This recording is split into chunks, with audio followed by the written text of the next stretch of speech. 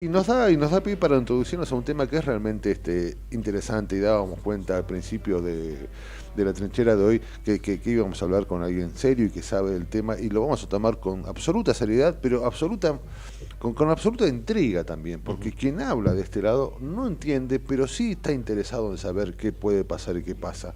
Estamos conectados justamente con el doctor Antonio Laceras, que es doctor en psicología social, es profesor universitario e investigador de fenómenos aéreos para hablar de ovnis. En principio, el contacto que tenemos tiene títulos interesantes como para empezar a creer. Está esa base de confianza, ¿no? A veces de saber con quién hablamos para poder hablar de cosas serias al respecto. Doctor, ¿cómo le va? Es un placer. Raúl Vázquez de este lado y Matías Urtas. ¿Cómo va? Buenos días, ¿cómo están ustedes? Sí, tema interesante, lo que Absolutamente está pasando en interesante. estos días, ¿eh? Absolutamente Bueno, interesante. En principio, ¿qué significan las declaraciones de los Estados Unidos sobre los ovnis? Se ha afirmado un piloto que rescató restos biológicos no humanos. Hay un montón de cosas que han puesto nuevamente arriba en las noticias esta cuestión de los ovnis, ¿no?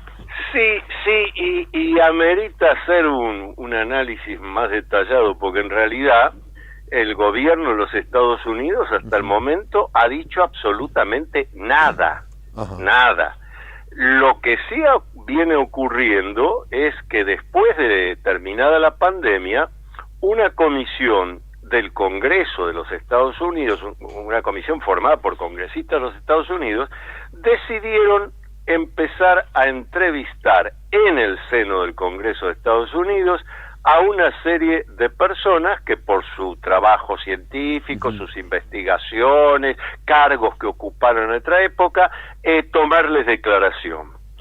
Y esto es realmente interesante porque hace más de 50 años que no ocurría. Ajá. Hace un poquito más de 50 años, un doctor en astronomía muy famoso, el doctor Joseph Allen Hynek, habló en el Congreso de Estados Unidos, habló en las Naciones Unidas, el doctor en física Jacques Vallée también, y ahí pareció, estoy hablando de la época de la película Encuentro cercano del tercer Sí, me tipo, acuerdo. de esa época. Bien, que el asesor científico fue el doctor Joseph Allen Sí, de Hynek. los 80 creo Eh, que es. Ujú. Exactamente. Después de eso, misteriosamente, no se habló más del tema y ahora, terminada la pandemia, comienza esta comisión a llamar, por ejemplo, antes de hablar de lo que ocurrió ayer y antes de ayer, hace unos meses invitan a exponer a un físico experto en física cuántica. Mm. Y el hombre dice ante los congresistas, miren, yo he estado estudiando una cantidad de encuentros del tercer tipo, es decir, seres humanos, testigos que son sorprendidos con el aterrizaje de un vehículo extraterrestre, del cual sale una entidad que parece el tripulante, y dice este hombre, lo que he advertido, lo que habíamos advertido los investigadores de ovnis desde hace tiempo, que cuando los humanos son testigos de un encuentro de este tipo, no describen Mm. un monstruo con 4 antenas, 7 ojos, 8 brazos, no, siempre describen una entidad antropomorfa, como nosotros. Cabeza, tronco, Ujú. tórax, 2 extremidades inferiores, 2 superiores. Entonces este físico, ante los congresistas, dice, yo tengo mi explicación. Mi explicación es, son seres humanos de nuestra humanidad, pero nacidos en el futuro, que desarrollaron la máquina del tiempo y entonces vienen al pasado a hacer un verdadero estudio de la historia. Esto si lo Los digo, famosos viajeros del tiempo que... exacto, pero fíjate lo siguiente, si yo digo esto, Antonio Lacera diciendo en una conferencia, más bueno, no, pero esto fue dicho por un académico, un científico, ante los congresistas. Luego, Ujú. otros astrofísicos, por ejemplo, han dicho, pues no nos extraña en absoluto la pluralidad de mundos habitados, así como nosotros estamos yendo a estudiar otros planetas, pueden estar viniendo para acá y ante varias preguntas varios de estos investigadores han dicho: nosotros estamos seguros que nos están visitando desde tiempos remotos. Lo de ayer es la guinda en la torta, porque este hombre, que es un hombre de las Fuerzas Armadas retirado, pero que ha estado trabajando en inteligencia de las Fuerzas Armadas norteamericanas, además, el hombre dice claramente que él ya no está afirmando solo que hay en secreto restos de vehículos extraterrestres dirigidos, aparatos creados en otros mundos que han venido a la Tierra y, como no son perfectos porque no son dioses, también de vez en cuando esos aparatos fallan, caen en la Tierra y se estrellan. Sí, este hombre dijo muy suelto del cuerpo que tenía ovnis en su poder los Estados Unidos en lugares que este mismo hombre dijo conocer, y agregó que de esas naves se habían recuperado restos biológicos no humanos. Ahí está. Por eso digo, esta es la guinda en la torta. Porque este hombre ya no solo está afirmando lo que muchos otros han dicho, el famoso incidente Roswell de julio de 1947. Bueno, este hombre está diciendo: tenemos esto, hay esto, pero no solo hay esto. La manera de decir restos biológicos no humanos, es decir, cadáveres de seres extraterrestres. Lo cual, por otro lado, es totalmente razonable, porque habrá vehículos extraterrestres tripulados, otros tripulados por robots, otros manejados a distancia. Bueno, y como toda construcción de una entidad inteligente, sea de la Tierra o de otra parte del universo, a veces puede fallar y falla. Ahora, llegado a este punto, hoy el director de la NASA hace una declaración. El director de la NASA, que dicho sea de paso, está acá en la Argentina. Sí, así es, se va para Colombia ahora. Exacto, hace una declaración diciendo: bueno, la NASA tiene previsto para fin de año, va a hacer un informe sobre la posibilidad de vida extraterrestre. Es un título casi licuado, ¿no? Sobre la posibilidad de vida extraterrestre, cuando en el seno del Congreso de Estados Unidos están hablando: señores, están acá, tenemos pruebas. Es absolutamente interesante.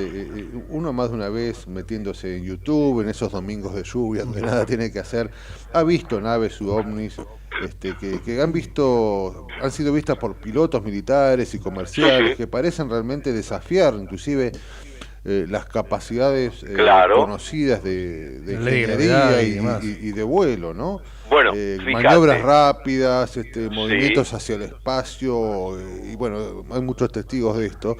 Y siempre está detrás este velo de: no, esto no se sabe si se viene de afuera o somos nosotros.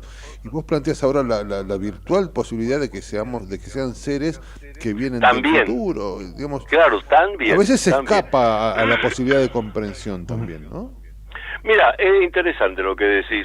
Yo publiqué hará 20 días un nuevo libro mío que se titula justamente ¿Qué hay detrás de los ovnis?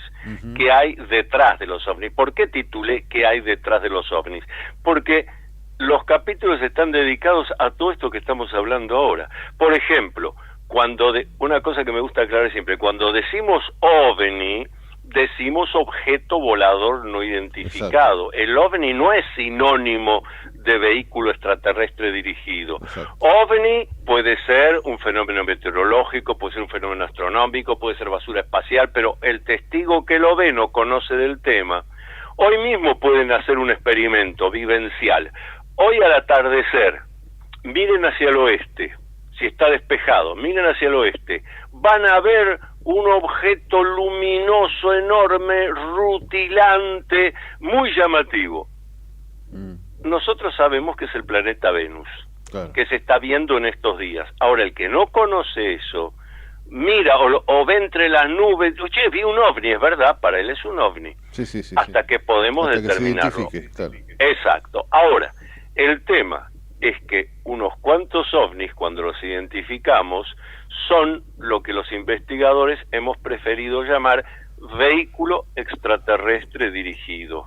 Abrevialo con la abreviatura VED, Vehículo Extraterrestre Dirigido. Estas son las tres cosas que afirmamos, pero a rajatabla.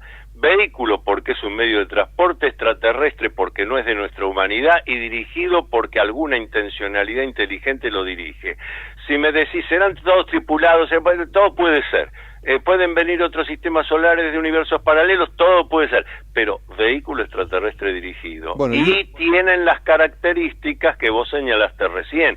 Aún dentro de la densa atmósfera terrestre, son capaces de hacer movimientos en ángulo de 90 grados sin bajar la velocidad, lo que cualquier aparato humano se desintegraría. Bueno, estos no se desintegran. Sí, es extraordinario. Inclusive, me parece a mí, hay como una suerte de buena noticia, ¿no?, de cara a esta explotación futura sobre la vida fuera del sistema solar, que tiene que ver con el descubrimiento de un sistema de 4 exoplanetas. Esto se supo hace un par de días ahí en Girona, sí, de planetas que se encuentran fuera del sistema solar, ¿no? Esto de alguna manera puede generar también determinada afirmación tendiente a plantear la posibilidad, digo, de que extraterrestres lleguen hacia nosotros, digo, estén sí, pero son dos cosas distintas. Ajá. Porque esto los astrónomos ya estamos en 1990 y ya los astrónomos reconocían que en nuestra galaxia, donde está el sistema solar, la galaxia, lo que se llama la Vía Láctea, hay por lo menos 1 millón de planetas similares a la Tierra. Sí, sería egoísta pensar que somos los únicos, claro, ¿no? Y 100 millones dentro de las posibilidades, ya no son similares, pero posibilidades cercanas, 100 millones. Es obvio que si en la Tierra apareció la especie humana, bueno, deben haber aparecido en otros lados. Ahora, ¿qué es lo que discuten en general los académicos acá? Nos dicen, bueno, pero fíjese que la estrella más cercana al Sol, que se llama Próxima Centauri, se ve a simple vista, está a 4,2 años luz de distancia. Esa es la más cercana. Año luz es la distancia que recorre la luz en un año terrestre, recordando que la luz se mueve a 300.000 kilómetros por segundo. Entonces, te dicen, bueno, si la estrella más cercana está a 4,2 años luz y las estrellas más cercanas que pueden tener planetas o que ya han sido encontrados esos exoplanetas similares a la Tierra están a 50 años luz, 100 años luz, 500 años luz, ¿cómo van a llegar desde aquí, desde allá hasta acá? Y yo cuando escucho eso, la verdad me sonrío irónicamente, porque digo, qué manera egocéntrica de pensar que en otras civilizaciones el desarrollo científico y tecnológico es igual que el nuestro. Nosotros hoy no podemos viajar a otras estrellas, pero mi bisabuelo tampoco podía viajar con un aparato más pesado que el aire, porque la ciencia decía que no se podía viajar con un aparato más pesado que el aire, y tardó 6 meses en llegar de España a Buenos Aires, y hoy en 12 horas lo hace un avión. Sí. O sea, si vos vas a hacer el análisis de acuerdo a lo que en determinado momento nuestra ciencia, nuestra cultura avanzó, eso está equivocado. Así es. Otras civilizaciones pueden haber avanzado mucho más y ya tener la posibilidad de viajar del vuelo no interplanetario, interestelar, de una estrella a otra, y estar viniendo a investigar la Tierra, por supuesto. Hola Antonio, ¿cómo le va? Matías Urtac de este lado. ¿Cómo anda? Matías, ¿cómo estás? Bien, todo bien. Quería consultarle, sabiendo de que Estados Unidos oculta de alguna forma esta información con respecto a naves extraterrestres y otros tipos de vida, hace ya muchos años, ¿por qué cree que esto no se oficializó de alguna manera? ¿Porque generaría un pánico social? Bueno, dos precisiones. La del pánico social yo la vengo escuchando desde que yo era un niño. Época de la Guerra Fría, época donde nuestros padres agarraban el diario temprano a la mañana para ver si se iba a producir una guerra nuclear. Y yo ya desde entonces decía, ¿pero cómo? La humanidad no le viene pánico de algo real y concreto, que es que se podía enojar Estados Unidos o la Unión Soviética, apretar un botón, entrábamos en una guerra nuclear. De eso no nos asustábamos. Ahora, si nos decían que había extraterrestres, nos asustábamos. Me parece demasiado infantil. Me parece una excusa. Ahora, les voy a contar ya no lo que digo yo, sino lo que aprendí de dos grandes. Uno ya lo mencioné recién, que fue el doctor Joseph Allen Hynek, con quien yo compartí el primer Congreso Internacional del Fenómeno OVNI mundial que se hizo después de la película Encuentros Cercanos del Tercer Tipo, y que Allen Hynek lo presidió.